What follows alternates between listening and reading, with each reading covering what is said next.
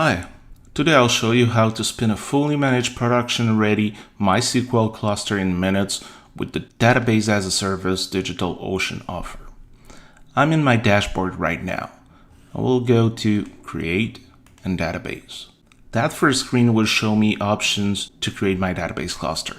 First thing I need to choose is what engine I will use. You have access to PostgreSQL, MySQL, and Redis. For that demo, I will choose MySQL. As you can see, we support version 8. And when we're going to support more version, you're going to be able to select the specific version you want to install. Second option is to choose the node plan for my cluster. In my case, let me choose the $30 per month one. I can also choose a standby node, which is optional and will give me an automatic failback if anything happens to my main node. Next option is the data center. A good practice is to choose a data center that is either closer to most of your customers, but also which is the same data center where you have your droplet or multiple droplet that can access your database. You can view which droplet you have in which region by highlighting the little text under each data center where you have droplets. In my case, let's choose NYC3.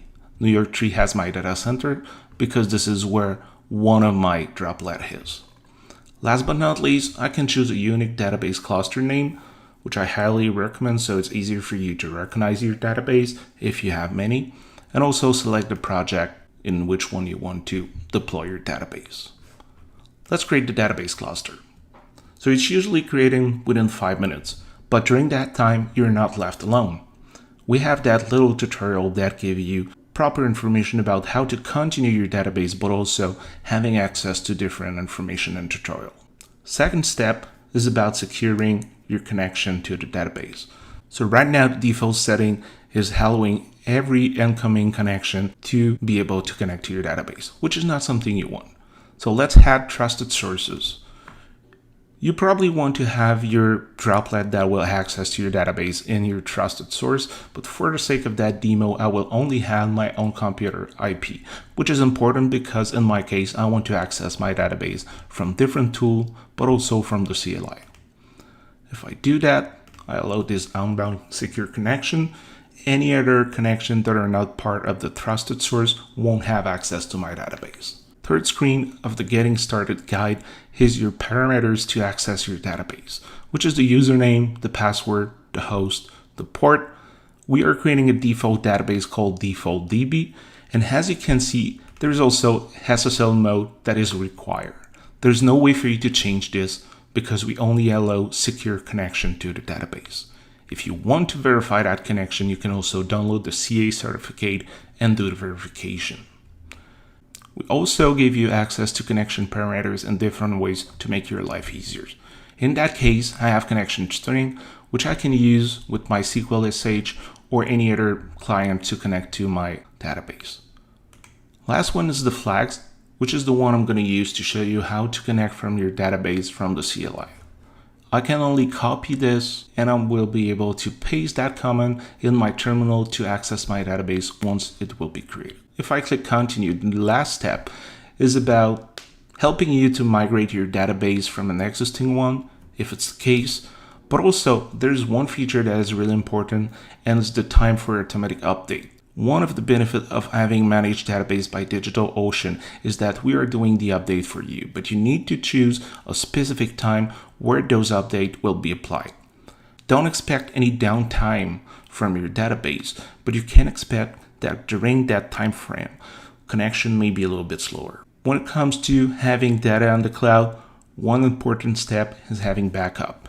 And we already take care of you. So once the database will be created, you will already have a first backup of your instance that you created. So now I'm nearly done. My database is finishing being created. And I'm now on the overview page when I can see different information about the database that I just created. Now my database is created, so I can see what other option I have access. There's the Insights tab, which is empty right now because I just created the database. But this is where you're going to be able to get information about the output and input into your database. And also, you're going to have access to the latency, which is the average time to complete a fetch, insert, update, and delete statement. Those are important statistics and graph to help you see how healthy is your database. Logging queries are things you can access from CLI or you can access from different clients. But for the sake of making it easier for you, you also have access to that information right from the dashboard. You also have a list of backups in your own dashboard. Before last option, you have a list of users and databases, which you can both create directly from the dashboard. Keep in mind that most of those things can be done either from any other MySQL client or by using the DigitalOcean API. Last but not least, the Settings tab, which is where you can change the cluster configuration if you need to upgrade or downgrade your cluster. This is also where you can change your cluster data center, and it can be done without any downtime. Same for the trusted source, changing information about the maintenance window, and this is also where you can destroy your database cluster if you don't need it anymore. Some other options that you can use in the action menu. One of the options is to add a read-only node. That read-only node will give faster access to your user in a different data center. So it's not something that you need to do, but it's an option there. Now I can use my terminal, paste the comment, and I'm going to be connected to my MySQL instance. What I can do right now is show databases and also show tables, what's going to be empty in the default database. So that's it for the database as a service MySQL offering from DigitalOcean. To start using MySQL managed database, go at do.co/db.